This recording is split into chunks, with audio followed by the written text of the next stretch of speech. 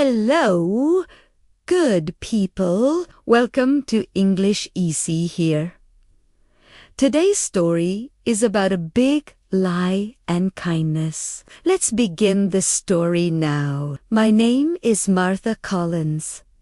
I am 81 years old now. I live with my only son, Michael, and his wife, Jessica. My life was not always difficult or sad. After my husband passed away, my son Michael took very good care of me. He made sure I always had my necessary medicine. He often made food for us. He always asked me if my feelings were good. I felt joy and safety. I truly believed I would never be by myself again. I remember the entire first month after my husband's funeral. Michael woke up early, even before the sun appeared, just to prepare hot tea for my old hands. He made sure that I finished every bit of my morning food. He sat with me in the evenings and spoke about my whole day. He even told me small jokes. I felt completely secure, warm, and truly loved by my kind son. He was my whole world. But very slowly, things began to change in a bad way. Michael started arriving at home much later from his work than before. At first, I thought he was only too tired from his long day. He started walking very quietly inside the house. His body always looked heavy and sad. He sat with me for just 60 seconds and then left the room very quickly. "How was your whole day, Michael?" I asked him softly one evening. "It was okay, Mother. Nothing new happened," he answered with a very tired sound. He did not look at my face. Then Jessica, his wife, started complaining much more often about money problems. "We do not have enough money for everything now, Michael," she told him in a very hard tone. "The food costs, the house bills, and your mother's special medicine. It is too much money for us to carry." Michael put his hand on his head, showing he was very troubled. "I know, Jessica, I will try to find a solution to handle this problem," he answered her quietly. I often heard them arguing very loudly and sadly in the kitchen late at night. I tried hard to ignore their angry voices, but the sound was too clear in the quiet house. "You give her too much time and money, Michael," Jessica shouted one night. "She is my mother.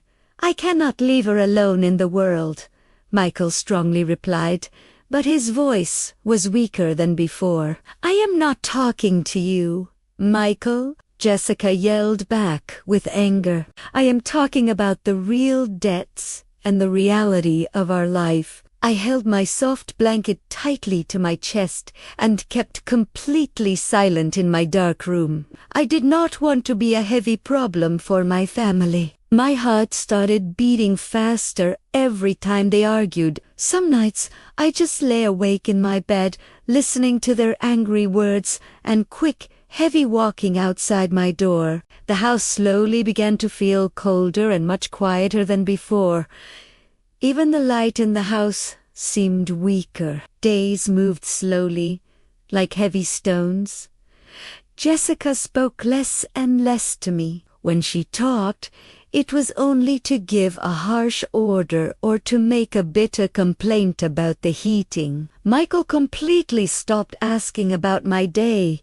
Every day was the same. He no longer sat with me in the evenings, not for even 1 minute. I ate all my meals completely alone at the big kitchen table.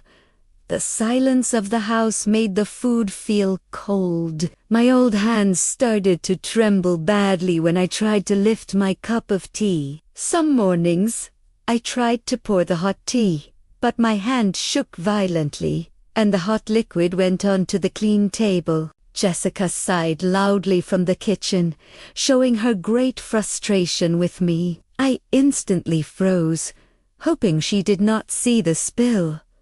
I felt shame. Some evenings I walked very slowly to the kitchen, leaning hard on my strong cane to get a glass of cold water. Michael passed me in the hallway without saying a single word or looking at me. I felt completely invisible to both of them. I wanted so much to speak, to talk to my son. "Michael, please, can we speak for a minute, my child?" I quietly asked one time. He looked quickly at my face and moved his head. "No, I am busy right now, Mother. I have much work," he said, moving quickly away from me. One cold evening, I was sitting alone in my room, trying to read a very old book. "I heard them discussing things in the kitchen late at night," Jessica said. "We cannot keep her here forever. The pills, the special food, the care. We must put her somewhere else, far away, very soon." Michael's voice was low and full of worry. "I know, Jessica. I need to think of a simple plan, a way to make this easy."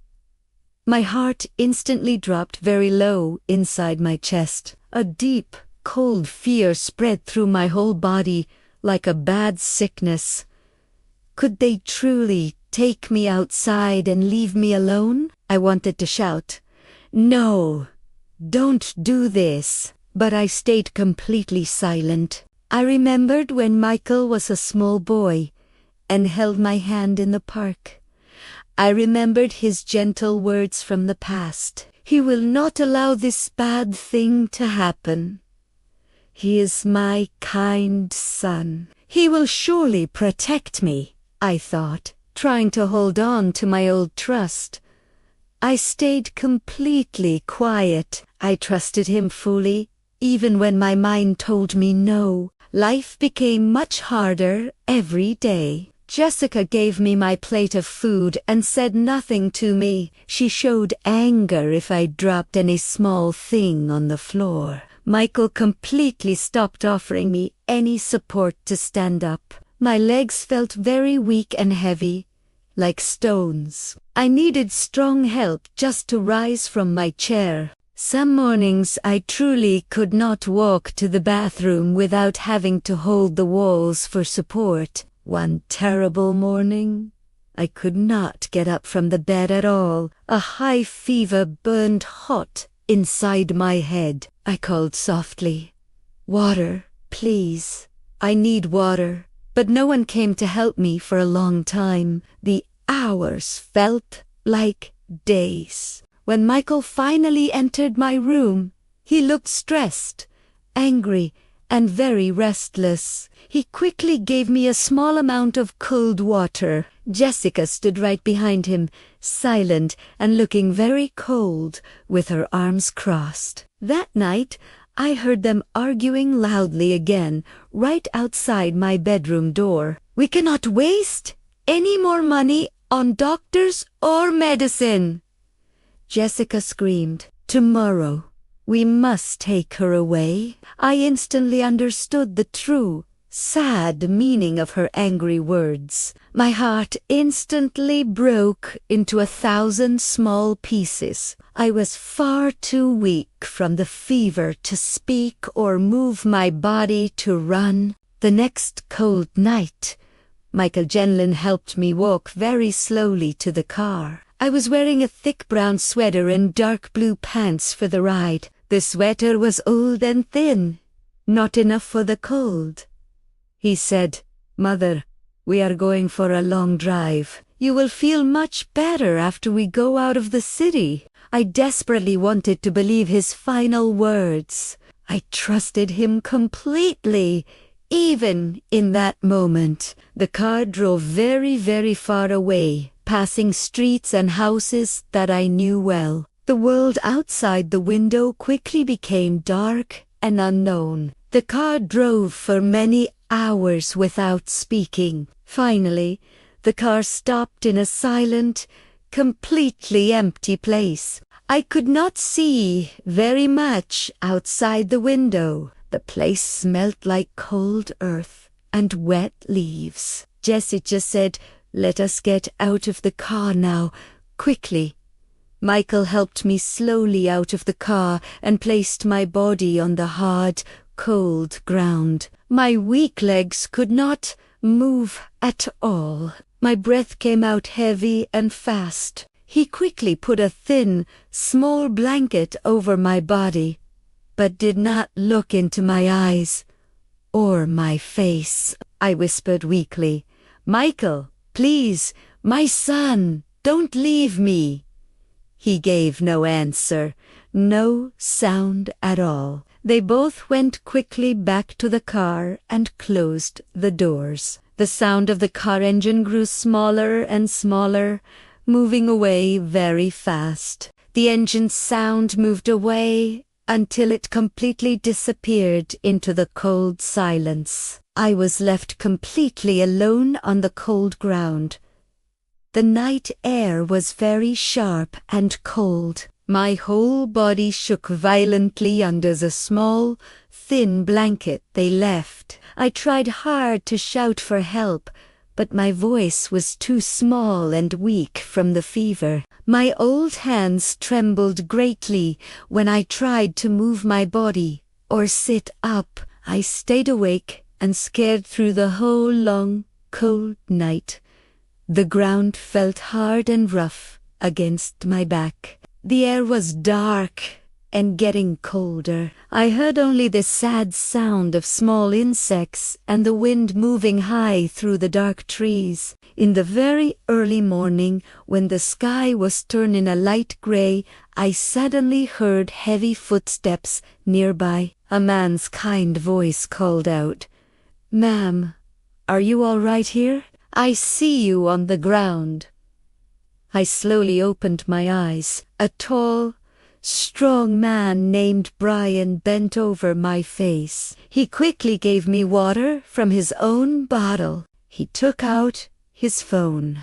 "Do not worry. I will call the police right now. Stay still. 911. What is the emergency and the location?" Soon, police cars arrived with bright lights. The officers were kind. They lifted my body gently and carried me quickly to the nearest hospital. I stayed in the hospital bed for many days. Slowly, I started to feel much better and stronger inside my body. The police officers asked me many questions about my family and what happened. I told them the whole sad event, but I immediately asked them not to punish Michael or hurt him. I still loved my son, even after the terrible thing he did. When I was strong enough to leave the hospital, they took me to a nice old age home. At first, I felt very afraid and lonely. I thought I would be completely alone again inside the home walls. But there, I met many other kind people just like me, who had sad stories. Some people were laughing loudly. Some were knitting beautiful sweaters with bright yarn. Some were playing cards at a big table, shouting numbers. Slowly, I started to join them and talk to them. I met Susan. Susan loved to sing old sweet songs from the 40s. I met George. George always told the best funny jokes to make us all laugh. We quickly became very good friends and spent all day together. One sunny afternoon, Susan said, "Come, Martha, let us sing a song right now in the garden." I laughed softly. "I have not sung for many years," I said honestly.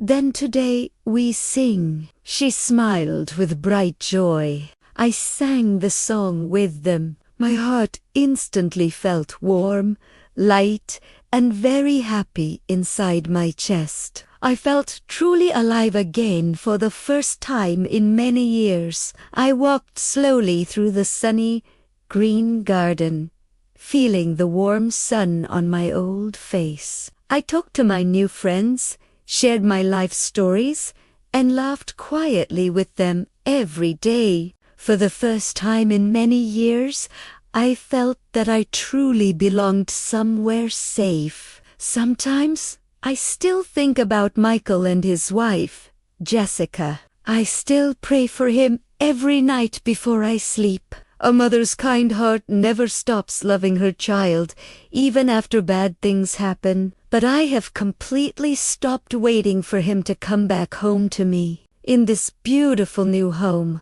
I found people who truly care about me and my safety. I found love and comfort in kind strangers who quickly became my new, loving family. My life did not truly end the day my son abandoned me on the cold ground. It simply began again in a new and much better way. Even at 81 years old, I can truly say I am not alone anymore. What would you do if you were in Martha's place and found such kind strangers? Tell me your thoughts in the comments below. If you liked this powerful story, please like this video, share it with your friends, and make sure to subscribe. Now, let's practice together. Read this story again slowly and try to repeat the sentences after me. This method helps you to improve your English speaking and listening skills greatly.